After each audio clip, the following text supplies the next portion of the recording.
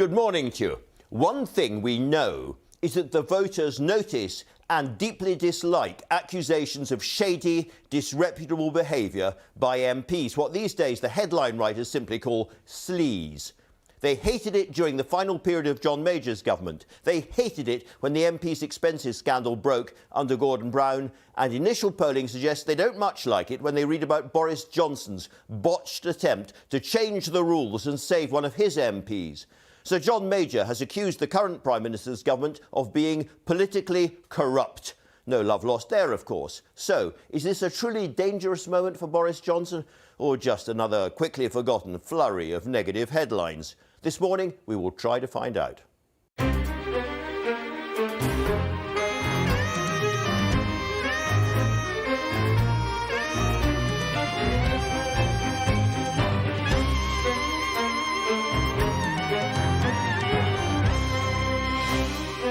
I'm joined live in the studio by one man who really hopes the mud sticks, the leader of the Labour Party, Sir Keir Starmer. Responding for the government by the Environment Secretary, George Eustice. And to give us her assessment of just where we are on the COVID pandemic this winter by Dr. Susan Hopkins from the UK Health Security Agency.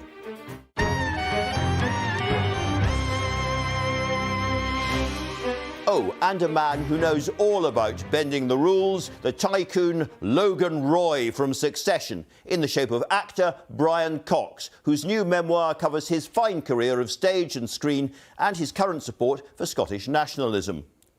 Reviewing the news this morning, two political journalists who've been at the heart of this story, Katy Balls from The Spectator and Laura Hughes from the Financial Times. But first, the news with Roger Johnson. Andrew, thank you. Good morning. The Prime Minister is urging countries at the COP26 climate summit in Glasgow to pull together and drive for the line as the conference enters its second and final week. Boris Johnson said bold compromises and ambitious commitments were needed to tackle climate change ahead of what are expected to be increasingly intense negotiations at the summit.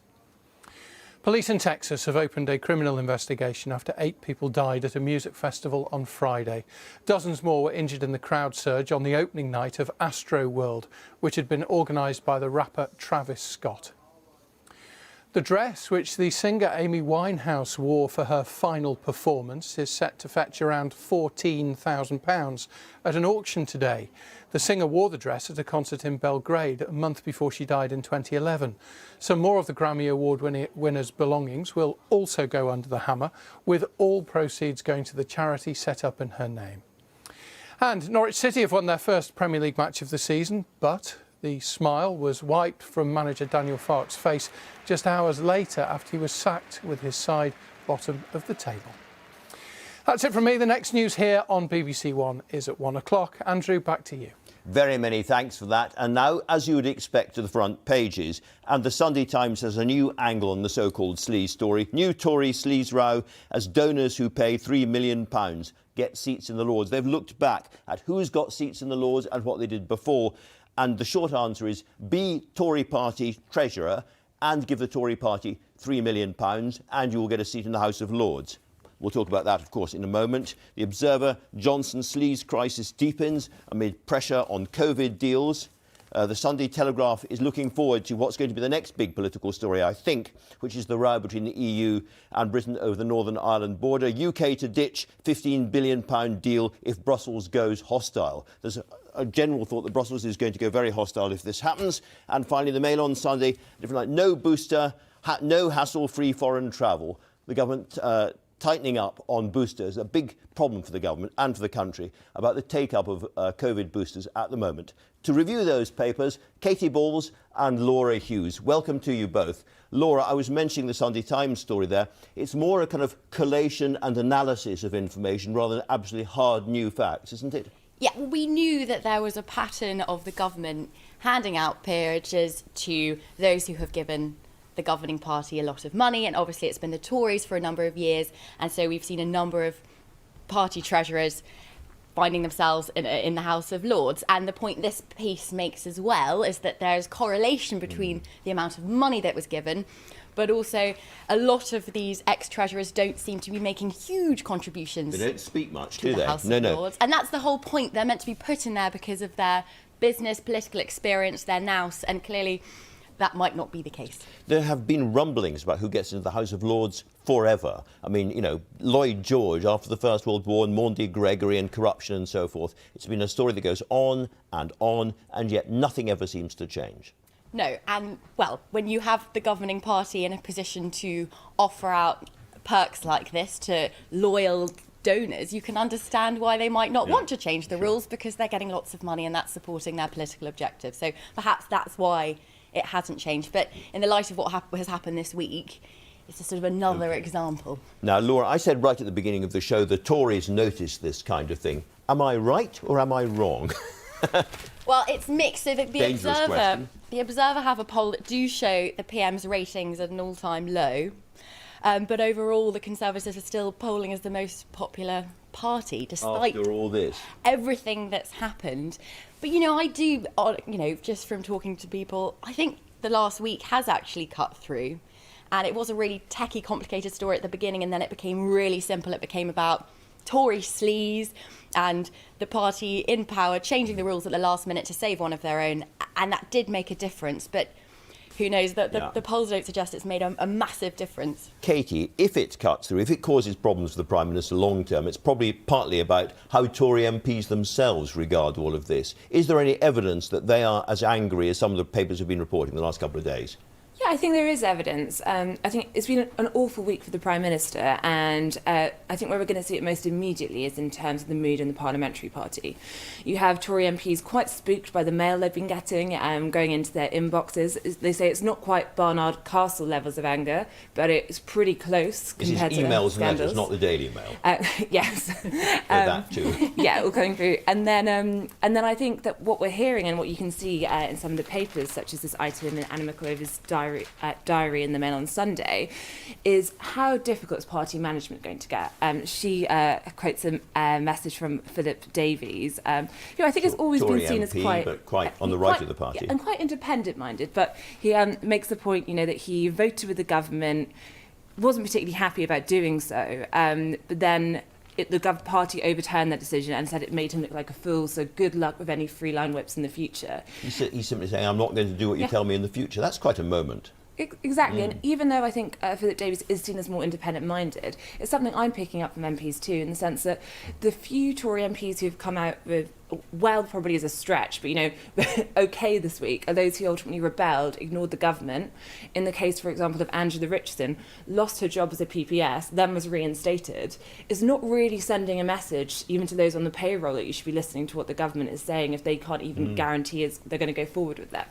And Laura, there seems to be an interesting division in attitude between, as it were, the old-time so-called Spartans, the Brexiteer MPs who in many ways thought that they were in control of the Parliamentary Party, and those new Conservative MPs from the so-called Red Wall seats in the North and the Midlands who've come in and have a slightly different view. Yeah. The Mail's got an interesting piece on that. Exactly, and the Spartans who very much were at the forefront of the Brexit movement actually claimed a huge amount of success on that front and were seen as sort of the old guard. They rallied round Owen Paterson, didn't they? You could physically see them rally round their friend Owen Paterson in the House of Commons, and I think the Prime Minister does listen to them because they were right on Brexit. They did have a success there in terms of, you know, what the public wanted, but this has massively backfired. You've got a much younger intake who have come from these seats that used to be Labour, who are seeing how this is playing out on the front pages and, like Katy said, are going back to the whips and potentially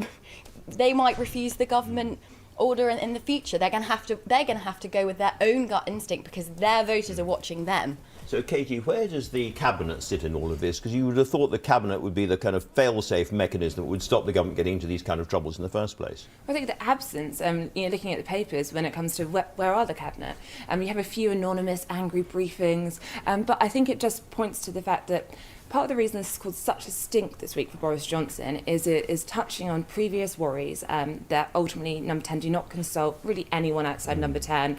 some people in number 10 perhaps aren't even consulted, and the cabinet just aren't brought in on big decisions. And I think the fact that Jacob Rees-Mogg, Mark Spencer, the chief whip, are the two who seem to be leading this doomed plot to spare Owen Paterson's suspension, the fact that you don't really have the other players in cabinet really even in that conversation putting a call into the Prime Minister and saying, change course, this is a mistake, I think does just show you that slowly but surely they've been cut more and more out decisions, and it's been a cause of unease for some time, but things like this really light it up again. And John Major said there was an element of bullying. Now, we know that John Major doesn't like this government, that's no news, but you had an extraordinary line in your story, Laura, about a Tory MP who was told either by the whips or by the Prime Minister that if he didn't fall into line on this very, very controversial vote, his constituency might lose money.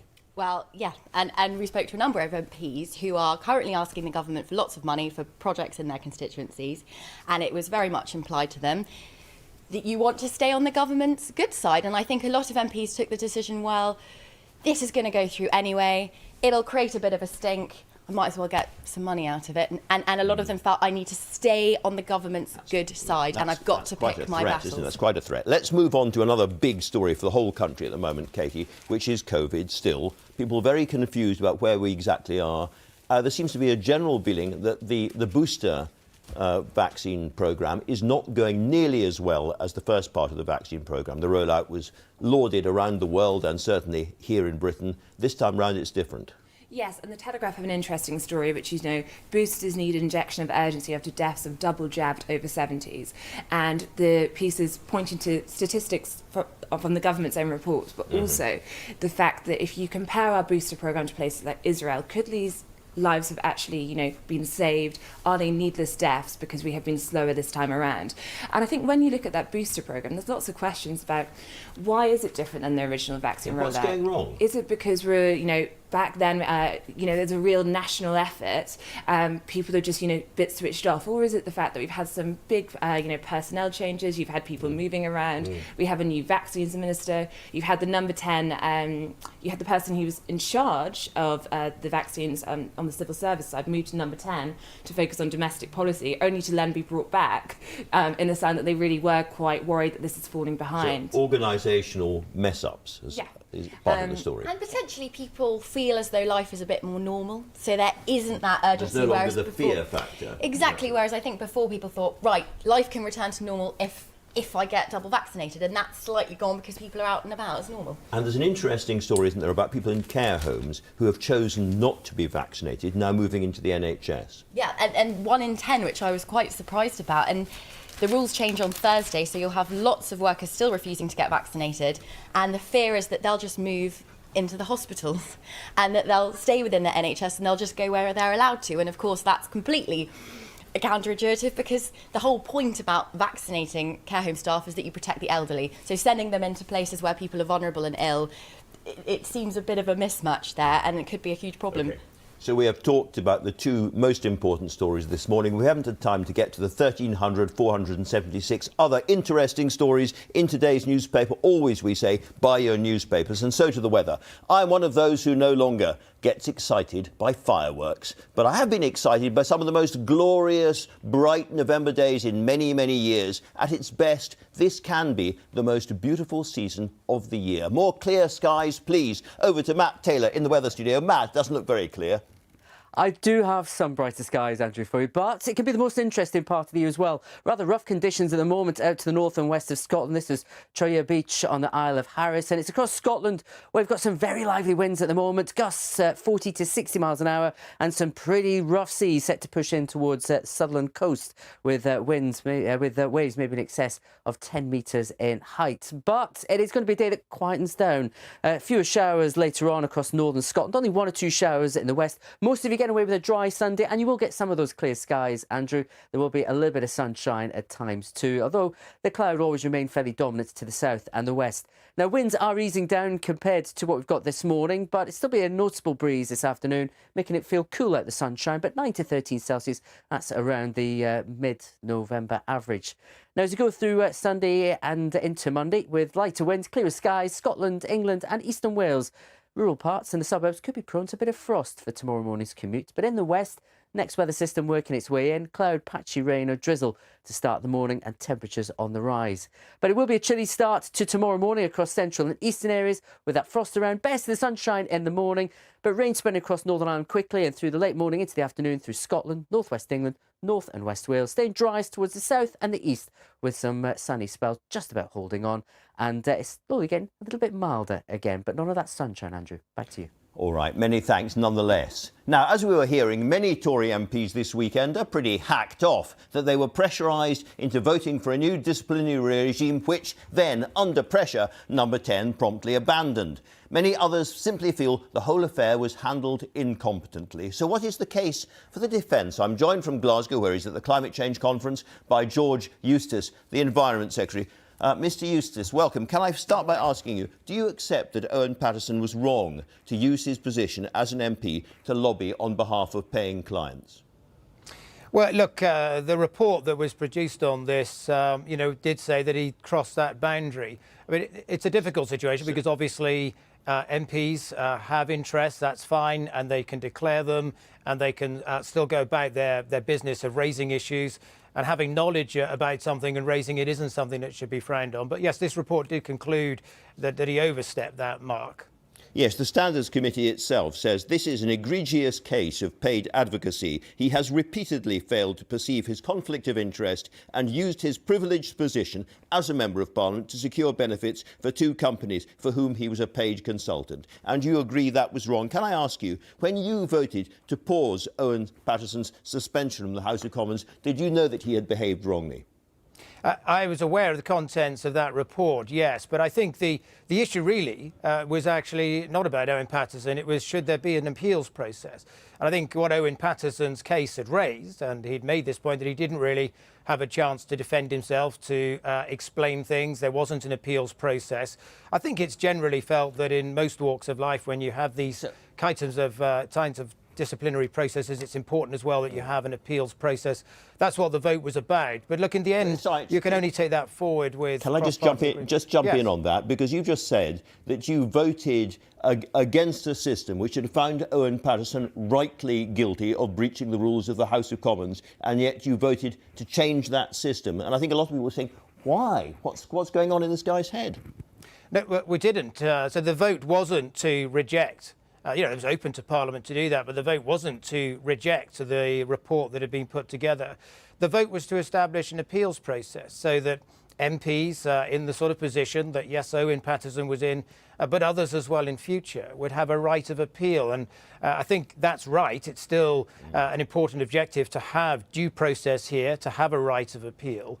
But obviously, we can only take that forward with the agreement and cooperation of other parties. So, at the moment, the opposition have said they're not willing to engage in a discussion about such a process. So that's why we withdrew the motion that was put forward. So you are sticking by the government's original decision to change and upend the current system, and it's only because of the opposition that you've had to do the U-turn. So you, as it were, you're defending the position before the U-turn. Yes, and we've been consistent on this throughout. We think there's a case for an appeals system. The vote that took place last week was actually about establishing an appeals system. It wasn't about even rejecting the report into Owen Paterson. The opposition parties subsequently made clear that they weren't willing to have a discussion on that, so it was withdrawn. I think it's fairly straightforward. Because the Conservative chair would have had the casting vote on that new system. That was the problem. Sir John Major, not a close friend of yours, I understand that, has said that this is corrupt and came directly from the Prime Minister. Did it come directly from the Prime Minister? Look, I wasn't involved in the decisions in Number 10 on this. So the truth is, I suspect that on an issue as important as this, there would have been a discussion between Jacob Rees-Mogg, the leader of the House, and obviously also the Chief Whip and the Prime Minister and other advisers. That's how these sorts of decisions are made. But surely on a thing as important as this, the crucial missing element in all of this is the Cabinet itself. The Cabinet is supposed to be there for big decisions where you sit around and you decide what's the right thing to do. Was there a Cabinet discussion on this? Well, there wasn't a meeting of full Cabinet to discuss this, but that's often. Well, no, often this is like a a decision on how to vote on a particular motion, it would be normal in such cases for that to be taken by the ministers with a relevant involvement, or in this case, of course, the Leader of the House, Jacob Rees-Mogg, the Chief Whip and the Prime Minister himself. That's how decisions of that sort would be made. And we have cabinet, subcommittee structures on policies, as you know, and that's where a lot of things get decided. Going back to this particular vote, 19 MPs who had been reprimanded by the Parliamentary Commissioner for Standards, Catherine Stone, and 3 MPs currently being investigated by her, voted to weaken her power. Why do you think that was?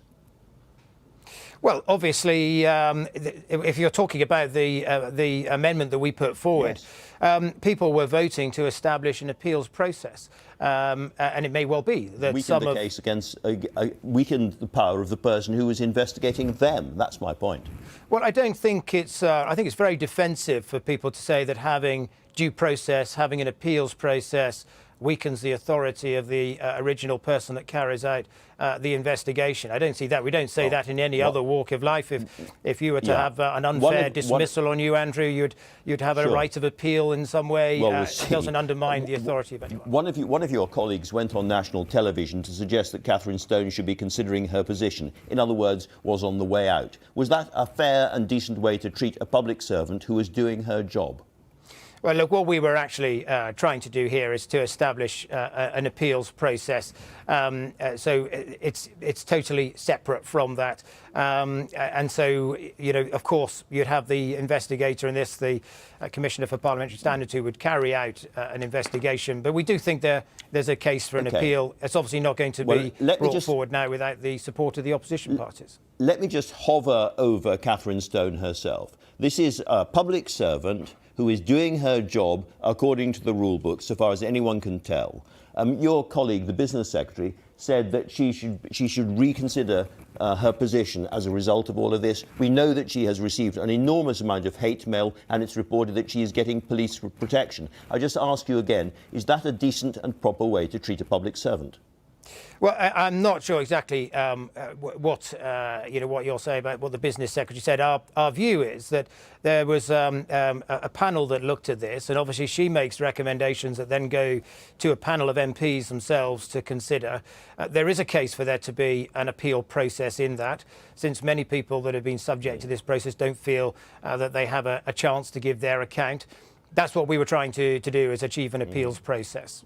Well, there's another aspect to this that's been much talked about in the press and indeed in Parliament. Let me read you what Angela Rayner, the Deputy Leader of the Labour Party, has tweeted. It's no coincidence, she says, that Boris Johnson has been attacking and undermining the independent anti-sleaze watchdog when he is facing another investigation into breaking the rules over the financing of his number 10 flat. Do you accept that Catherine Stone has the power to investigate the Prime Minister over that matter?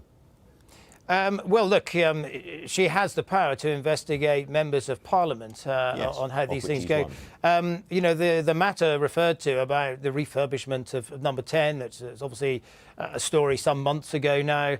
There was a review that looked at this. Lord Geit, I think, took a view on this, looked at it, concluded that the Prime Minister had acted, fully within the ministerial code. So I think that issue was looked at, was investigated, and was very much put to bed, and there was nothing to say. It was a different kind of investigation. This looks at the behaviour of MPs as MPs. Now, if there is nothing to hide here, if it's all above board, why don't you simply say, yes, of course, Catherine Stone, come in and investigate this, and we will give you all the help you need. Clear it up. Well, it's not her role, I don't think, to implement the ministerial code. It's very much around parliamentary standards and MPs. And of course, not every... No, I said the parliamentary code, which is different, and she does have the power over that. Yes, well, if she thinks there's some grounds under some parliamentary code to do something. But I think the point is, number 10... So you can welcome an investigation? No, I'm saying it's been investigated already. We have a ministerial code that's about how ministers conduct themselves, and there's been an investigation based on that. and there are civil services and processes within the civil service to ensure that there's propriety in ministerial office. And if it relates to refurbishment of the number 10 flat, that's clearly a ministerial issue, not a members of parliament issue. Well, he is, of course, both of those things. But let me ask you about the front page. Not every member of parliament lives in number 10. That's also true. Only prime ministers do, and that's why it is right that it's covered by the ministerial code. Let me turn to the front page of the Sunday Times this morning. In the past 20 years, all 16 of the Conservative Party's main treasurers, apart from the most recent, have been offered a seat in the House of Lords. Do you understand why many people will look at that and say this is a sleazy government? I don't, actually. These people Really? will be philanthropists in every they're case. Philanthropists who've given £3 million on average each to the Conservative Party. They're not ordinary philanthropists, they're Conservative Party supporting philanthropists. Well, they're philanthropists who give huge amounts to charity, who would be very successful in business, and therefore on those grounds ought to be considered for the Lords. And in addition, the fact that they have been engaged with political parties, whether that's Labour or Conservative Party. People like that have an interest in politics. They are philanthropists. They've made a great contribution to public life. And in many cases, they've got a lot of expertise in business that is valuable to the House of Lords. Let's turn to where you are now, which is the climate change conference. Now, you have suggested there should be a tax on carbon-intensive food, in other words, meat. When are we going to see a meat tax introduced? We're not going to bring in a meat tax. I mean, the context of the discussion on this and what I actually said is for the next 7 years, we have a big programme to repurpose the agriculture budget that we have. And so there is no case for any kind of carbon emissions trading or meat tax or any such thing in the food sector. However, beyond that, were you to introduce some kind of emissions trading scheme to try to reduce carbon emissions further and develop private finance in this area, then you would also need to have some kind of carbon border tax to take account of those countries that maybe weren't pulling their weight. Sorry. So we're not going to have an arbitrary meat tax or meat levy. That's never been on the cards. I've never supported it. OK, so I understand that, but you just talked about a border tax. Are you saying that countries which don't meet their obligations on climate change, we would tax either food or indeed other products, there might be mobile phones or whatever, coming into this country to take account of the fact that they were not doing what we thought they should do? That's right. That would be the logic of the approach. And it's widely recognised that an emissions trading scheme in carbon and carbon credits can't really work unless you have some kind of carbon border tax. Now, this will take time to do. The Treasury and my colleagues in BEIS are sort of considering models in this space. In an ideal world, it would be done multilaterally with the whole world coming together to agree this. But it is going to be important if you're going to have carbon taxes at some point in the future and emissions trading. You can only really make sense of that with a carbon border tax. So this is really interesting. In effect, we would be saying to countries like China and India, if you don't do what's needed, then we will start to tax your products more highly. Well, I'd put it a different way. It's we would be saying as countries that we're taking the action necessary to deal with this global challenge, but we're not going to allow those producers in this country to be undercut by those who aren't doing their share. And we're not going to export pollution. So if you don't want to export pollution, then you do at some point have to consider something like a carbon border tax. Ideally, it would be done multilaterally with agreement around the world. We're a long way from being able to do something like this, but it would be necessary if you were to move to an emissions trading type system. George Eustice, thanks very much. Very interesting. Thank you. Now then, just over 2 weeks ago, the Health Secretary, Sajid Javid, warned that COVID cases could go as high as 100,000 a day. But instead of increasing, they've been dropping. Yesterday, just over 30,000 cases were recorded. Deaths have remained stubbornly high, though. Dr. Susan Hopkins is the Chief Medical Advisor to the newly formed UK Health Security Agency. Now, the Health Secretary says that if we're going to get through smoothly to Christmas, we need to speed up the booster vaccine programme quite sharply. Do you agree with that? I do. I think that the vaccines, particularly boosting in the over 50s and the vulnerable, will help protect hospitals and reduce the number of individuals requiring hospital admission and also dying. So what's been going wrong with the booster rollout?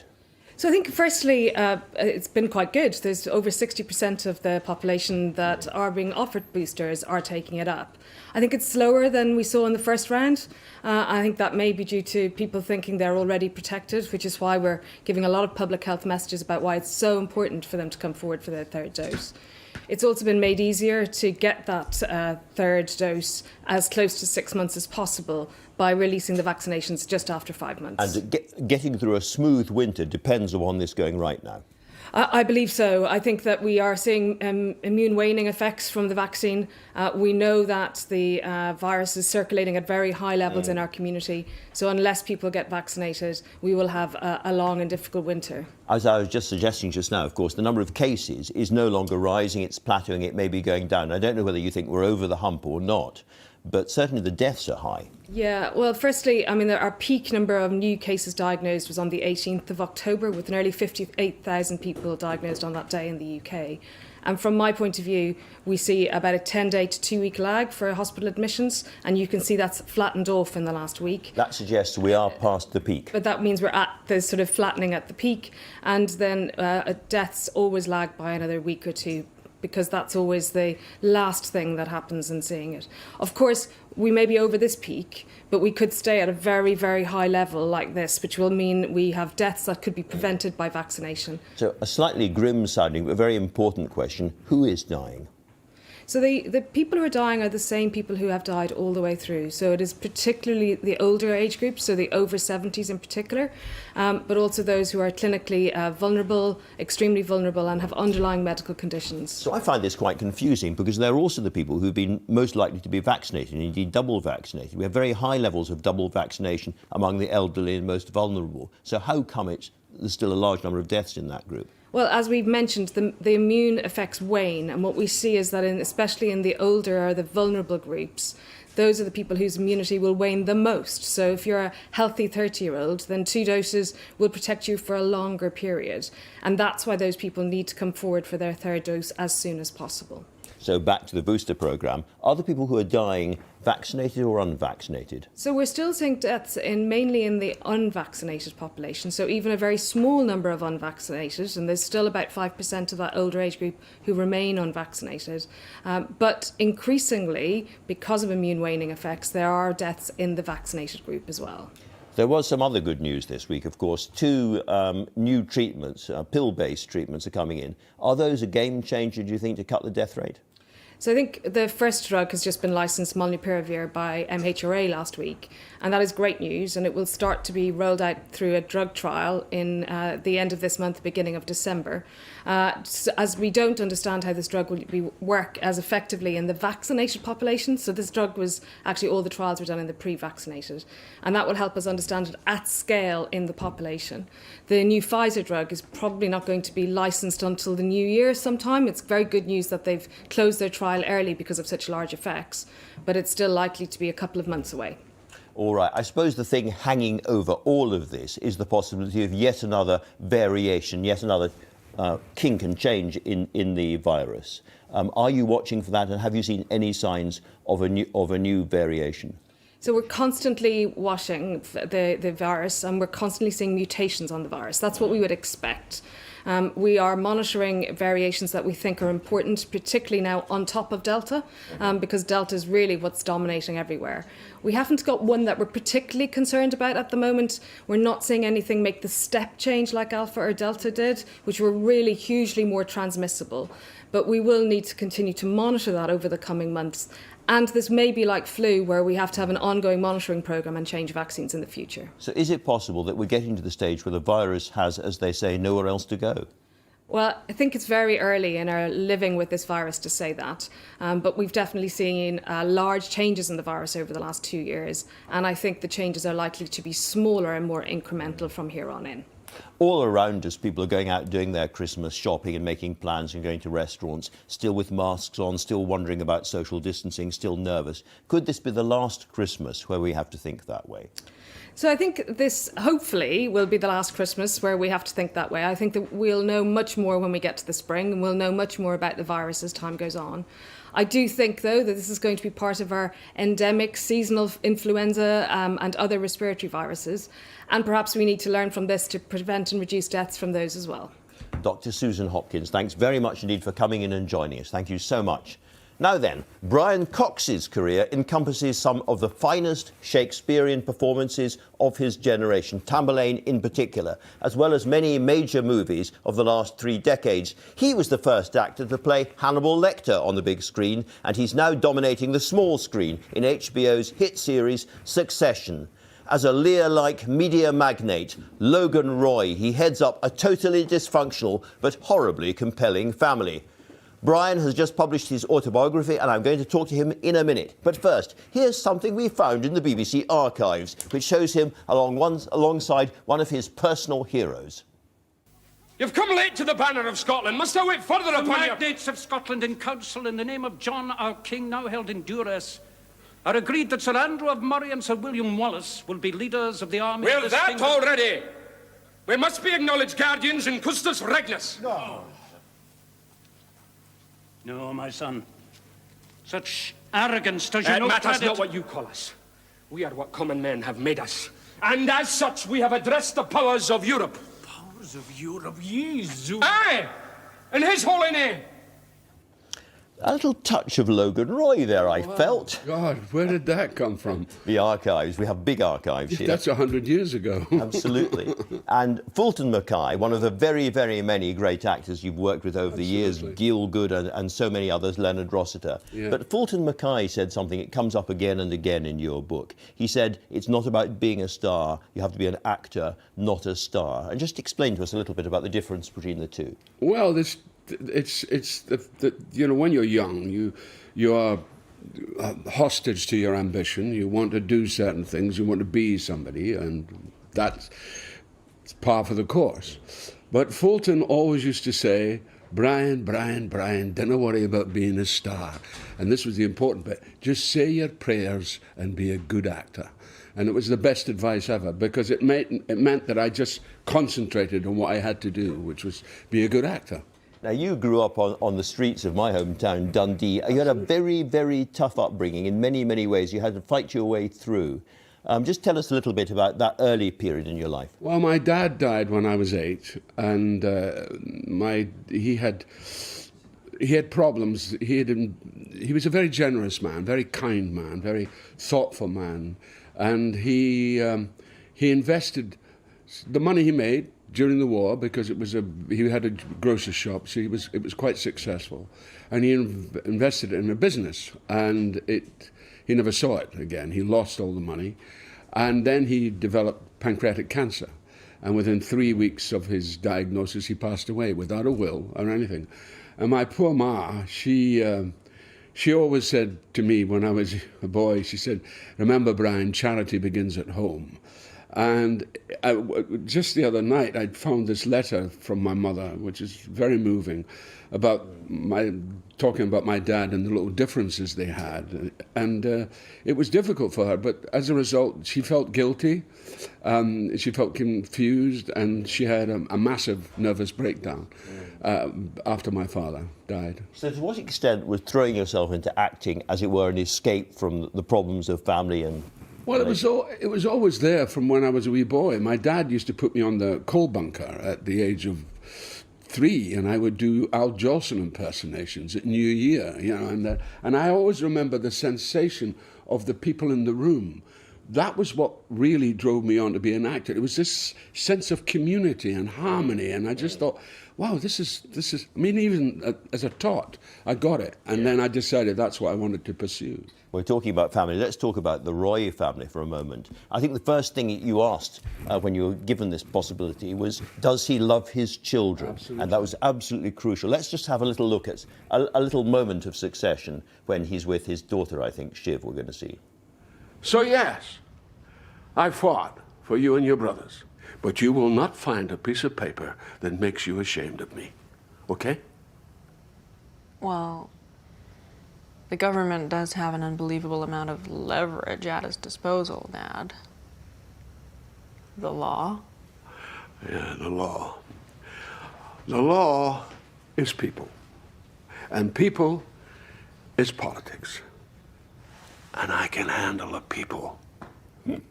I will come on to politics a little later in the programme directly. But Logan is a man who bends the rules, but always because he wants to help his children, who are a very, very difficult bunch of kids to help. Yes, they're rather ungrateful. Let me ask you a little bit about the difference between stage acting, because you've done all the big Shakespeare roles, Ibsen and Chekhov and all the rest of it. But on television, it's particularly about the stillness. Yeah. So the camera is on you right close up, and sometimes your job is to do almost nothing at all. There's a lovely scene right at the end of the first season when Kendall is betraying you on live television, and you're sitting there watching it happen, and we're wondering what's going on in your mind. Well, there were several things going on in my mind. It's this smile, this kind of Mona Lisa smile. So on one hand, he's saying, "Oh, well done, boy," and then he's also saying, "Well, isn't it ironic that a half an hour ago I was telling you to be a killer, and now you've gone and killed your father?" So the great thing about television, the great thing about acting in television, the television format, and the genius that is Jesse Armstrong, who's created these amazing scripts, is that less said, soon as mended. It's the internaling of these characters. But it's the same route as playing King Lear or playing... He's a Lear-like figure, isn't he? He's very much a Lear-like figure. So there's a sort of archetypal nature of it, but you don't have to declare it as you have to do on a big stage, but that comes from the same centre. Brian, there's so much we could have talked about in this book, but there's one thing that comes in, the curse of Brian Cox. What's the curse of Brian Cox? Well, the curse of Brian Cox is... the fact that, I played Churchill, for example, and it came out at the wrong time. And of course, when it comes out at the wrong time, the Oscars is a sort of questionable award season, but it's there and it's been there for a long time. But they call it the award season. It's not done on the work of the year. It's done on the work of between Thanksgiving and Christmas. So everything depends on when you come out. And everything depends on when you come out. And you missed it that time and you're a bit hacked off.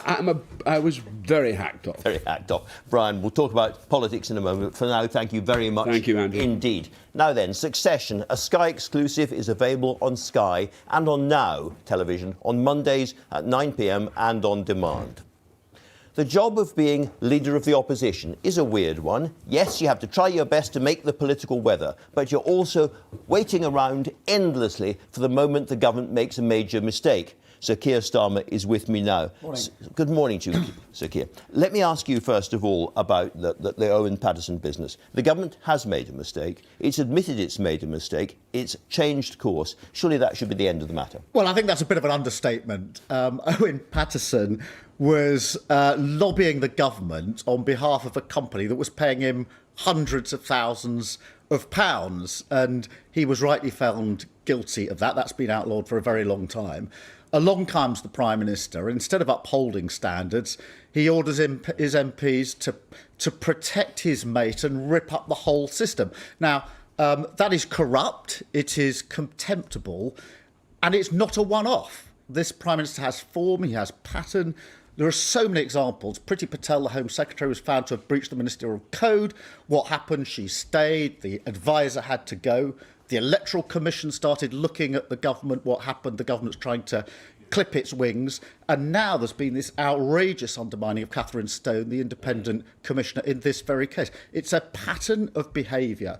And what makes me most angry is the Prime Minister is trashing the reputation of our democracy and our country. And so this is far from a one-off and a U-turn, a bad week for the government. It's a pattern of behaviour by a Prime Minister who doesn't know how to uphold standards in public life. It's sometimes hard for me to tell, but I think you're genuinely angry here. Thangham Debonair, the shadow leader of the House, has said today that Boris Johnson should actually resign over this. Isn't that going too far? Isn't that playing politics? You don't really expect that to happen. Well, look, Andrew, I am angry because when I see the reputation of our democracy and our country trashed by this Prime Minister, that makes me angry. Successive politicians and Prime Ministers over the years have tried to build up. Standards have always gone up. And this is with the Prime Minister. And John Major made a very strong intervention yesterday. Who can't stand Boris Johnson? We know that. But just hear me out on this, because when there was sleaze in the 1990s, John Major rolled up his sleeves and he put in place the Nolan Committee on Standards in Public Life. So he was the Prime Minister who said, I will clear this up. Boris Johnson's the Prime Minister who is leading his troops through the sewer. He's up to his neck in this. The idea, I don't think you or anybody else could, with a straight face, say that this Prime Minister is the man to clean up politics and to have higher standards in public life because he's in the sewer with his troops. Are you really seriously suggesting he should stand down now as Prime Minister? Well, look, I mean, as the opposition, we always want the government to go. But what I am saying is that, unlike... Well, look, I am angry at what he is doing to our... Okay. Look, in Britain... we have high standards, we play by the rules, and we have relatively low levels of corruption. That is known around the world. That is to be cherished. This Prime Minister is tarnishing that. I just wonder and I'm angry about that. I just wonder if that is still true. Let me put to you the case of the former Labour MP, Claudia Webb, who's been convicted of persistently harassing a female member of the public, including threatening to throw acid over her. Is this not a problem, the behaviour of MPs that crosses all parties? Well, Andrew, I'm glad you brought up that example because no case exemplifies the difference in approach better than that case. When Claudia Webb was charged, the Labour Party suspended her. When she was then convicted, we didn't argue with the conviction. We expelled her from the Labour Party. We now say she should resign and we would support a recall petition. So if I was coming on your show to say, oh, the system was rigged, I don't stand by the decision of the judge, then you'd have a point to put to me. I accept it straight away. We have expelled her from the Labour Party. She should stand down, by the way, and if she doesn't, we'll support a recall petition. Well, let me put a slightly different point to you, but a related point. She is one of 7 Labour MPs, or former Labour MPs, who've been handed a jail sentence, suspended or otherwise, in the last 10 years. Do you not think you have to look more carefully at how you select candidates in the Labour Party? Well, we've got a new programme now for selecting candidates for the future, which I think will be a very, very good programme. But, Andrew, the fundamental difference here is between a Prime Minister who, when one of his MPs does wrong, protects his own, protects his mates, and undermines or rips up the system, or me, who says the standards matter. And if there's a finding against one of my MPs, we stand by it, we take strong action, and we've expelled Claudia Webb. There's not much more I can do. I've also said she should stand down. The question is, in a sense, whether the opposition is going so far against the Prime Minister, you're in some sense slandering him. Let me read you again what your deputy, Angela Rayner... I'm always reading you Angela Rayner quotes. I'm going to read you another Angela Rayner quote. It's no coincidence, she says, that Boris Johnson's been attacking and undermining the independent anti-sleaze watchdog when he is facing another investigation into breaking the rules over the financing of his number 10 flat. Is there any evidence for that at all? Well, I think there is a whiff that the Prime Minister would quite like the scrutiny and the standards to be weakened because they're looking too closely at him. You're a lawyer. Whiff is not a word that lawyers use, is it? Well, look, if this is a one-off, then you could view it in a particular way. But this is a Prime Minister with so many examples of him ignoring findings and this... the sense that he's had all of his life that there's one rule for him and his mates and another rule for everybody else is still there at the top of government. In this case, there has been an investigation by Lord Geit which more or less cleared the Prime Minister. And people will think, why have another investigation so soon? Is this not just Keir Starmer playing politics? Well, look, I think it's very important that these are drawn to the attention of the authorities and they look at them. And, Andrew, when the authorities look at them, I will... abide by whatever decision they come to. And I would not go out and undermine the Independent Commissioner or any other of the bodies that are charged with making difficult decisions in these cases. That is not the way I do politics. That is the major contrast between me and the Prime Minister. Let's turn to another aspect of this whole business, which is the House of Lords. Yeah. You have said in the past that you want the abolition of the House of Lords. You want to replace it. Everyone says that in opposition. Nothing ever happens. After what we've been hearing about today, is the abolition of the House of Lords now an urgent matter for the Labour Party? And it will be big in your manifesto at the next election? Well, we certainly need change in the House of Lords. That's not what I'm saying. Do you want to abolish it? What I've done, Andrew, is I've set up a commission to look at the future of the UK, including the institutions such as the House of Lords. Gordon Brown is leading that. And I'll look at places, you said you were going to abolish the House of Lords. Well, are you not now going to abolish the House? I've said we need to change the House of Lords. I stand by that. I've asked Gordon Brown to look into exactly what those changes should be, and we'll look at them. But you can't... Waking up this morning to see the Sunday Times report of, I think, 15 of the last 16 mega donors and treasurers of the Conservative Party all trooping in as peers to the Lords. Okay. Nobody can make the case that we don't need to change. So let's talk about what needs to happen next to start to clear up the problems over lobbying. You want to ban anyone who holds ministerial office from having a paid consultancy, is that right? But not from having a job in total? No, I think they should be banned. There's an argument as to how long that should be. Some have argued for 5 years. That's something that I think we need to talk about, the exact period. But yes, there should be that change. You shouldn't be able to come out of being a minister and straight into a consultancy of some sort that draws on what you've been doing as a minister. Well, let me ask you about Lord Faulkner. I am not saying Lord Faulkner's a lobbyist in any way, but he's your Shadow Attorney General, and he has got a job with a firm called Gibson Dunn. And Gibson Dunn says on its website, the practice group blends traditional lawyering and business skills with the capabilities of a top-flight lobbying firm. Should he be working for that company? Well, I think it is important to distinguish between the position of those in the House of Commons and those in the House of Lords. They're allowed to lobby, are they? No, just hear me out. In the House of Commons, MPs are paid a salary as full-time members of Parliament. In the House of Lords, of course, there's a daily allowance, but nobody receives a salary. So many people in the House of Lords have jobs. If that, he was a minister in obviously, your government, would he be allowed to keep that job? He wouldn't be allowed to lobby, and I wouldn't have that, and that would be absolutely right. But I do think that the position of someone in the House of Lords who has not got an income, as we in the House of Commons have, is different.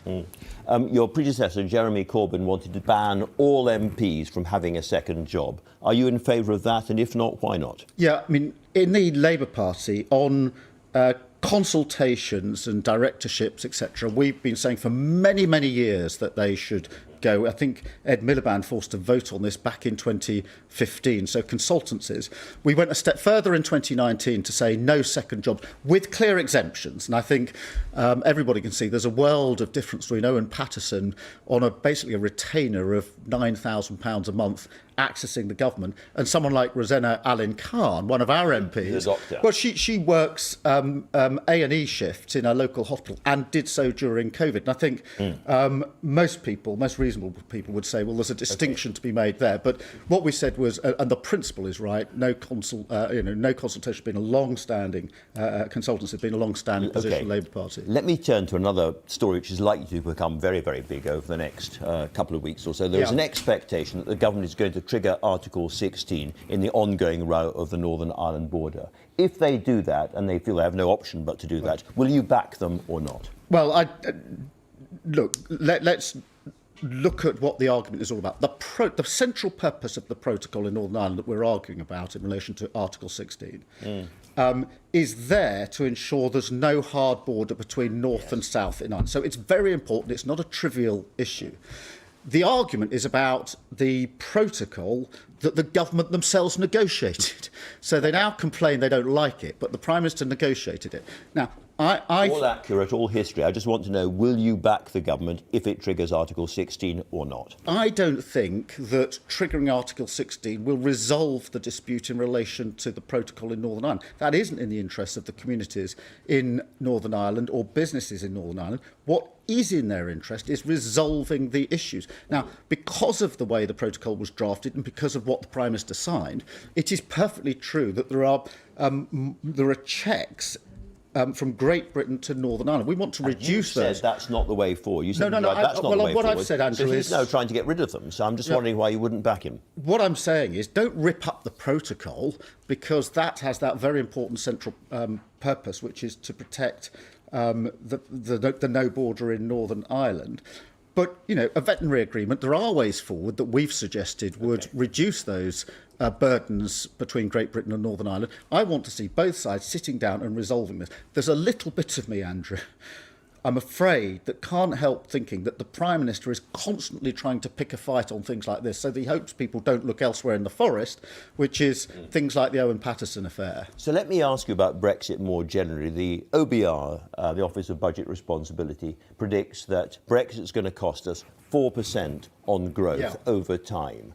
Are you prepared to renegotiate to try to mitigate that, or do you think that's something we have to accept? Well, I think, Andrew, we need to make Brexit work. It's all very well saying get Brexit done. We've got to make Brexit work. It's one of the main themes of my conference speech. In order to do that, we have got to deal with some of the gaps and weaknesses in the current arrangements, whether that's services, whether it's all those companies worried about border checks and the bureaucracy and the difficulty of trading with the continent at the moment. Would you do something for them? I would do whatever I could to make it easier for British firms to trade across the world, but particularly with the EU. Now, I'm not talking, but just let me clear. Okay, what I'm not talking about is rejoining the EU. What I'm not talking about is ripping up the current agreement and starting again. Nobody wants to be in that place. But are there sensible adjustments that can be made that will improve? Yes, there are. And if that helps British businesses trading, then I think that is a step in the right direction. I can understand exactly why you think that, but that requires a mass renegotiation of the treaty. Andrew, the one thing I learned in the last 6 years is that if you're out of the EU, you are constantly going to be talking to and adjusting the arrangements between Britain and the EU. That is the nature of the beast. That is going on at the moment. Would I take steps to try and improve the lot of our businesses? Yes, I would. So a lot of people looking at this think there is going to be a point at which the opposition says, given everything that's happened, given all the problems over farming and over trade and the frictions and so forth, we do have to go back and look at this in a big way. We do have to negotiate a different kind of arrangement going forward between Britain and the EU. Not rejoining, but a different kind of relationship. Are you ever going to get to that point? Andrew, no rejoining. No ripping up the current arrangement and starting again. I don't think anybody wants to go through the torture of 4 or 5 years of starting again. As time goes by, of course, we're going to be in discussions with the EU about how we can improve, make Brexit work. Don't just say get Brexit done, make Brexit work. All right, Keir Starmer, thanks very much indeed for talking to us just now. Now a look at what's coming up at 10:30 on BBC One. Coming up on Sunday Morning Live, with over 2,000 of the UK's churches having closed in the last 10 years due to declining funding and attendance, we'll be asking how they can be saved or if they should be sold off. Comedian Ellie Taylor looks at how celebs and social media are boosting the popularity of crystals. Radha Bedi visits a Hare Krishna dairy farm in Hertfordshire where cow welfare comes first and foremost. And singer Seth Lakeman will be here, bringing some folk to your Sunday morning. Join us at 10:30. Well, I'm back again, delighted. We used to have sofa chats on this programme. We've got one again at last. We've got Keir Starmer and Brian Cox together. And Brian, one of the bits of your book that I didn't mention earlier on is when you do a chapter on politics and you say you were always a great Labour supporter. You spoke at the late John Smith's funeral. I did indeed. And a friend of Gordon Brown in the old days, and you moved to the SNP. First of all, just tell us briefly why. It's Andrew. We really haven't got enough time. It's a long story.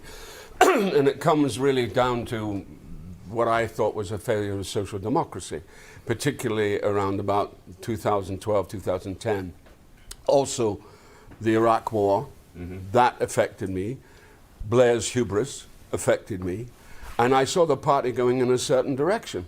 And I was really very concerned, because I am a socialist. I'm riven. I'm very riven about the party, and I totally agree with Keir on so many things.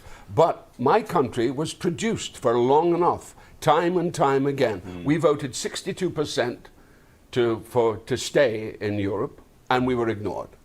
You know, and you know, if you think about the Thatcher years, we were ignored. So Scotland has always been sidelined. That was a good, pithy reply, Brian. Keir, is there anything you can say to Brian to win him back, do you think? Well, I hope so, because it is certainly true that we have to do a lot of hard work in Scotland. I think what Brian has said is really the most important thing, which is actually respect and listening to Scotland has to be an essential part of this, not an afterthought, not a secondary consideration. And I think there's space for that. I actually do think there's a lot that we would agree on, and that is a good basis for building the future. But you know, have we got a lot of work to do? Yes, we have. And the truth is, you can't get to number 10 without Scotland. You need Scottish seats. Is there any kind of new arrangement you can make with the SNP, any kind of conversation that would help you get back via Scotland to number 10? No, Andrew, as I think I've said to you before, there's no basis for a deal before we go into an election nor coming out of an election.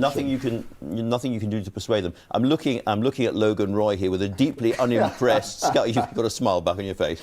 But so what's your response to that? Well, it's a hard question. It really is. It's a painful question. You know, I've been caught.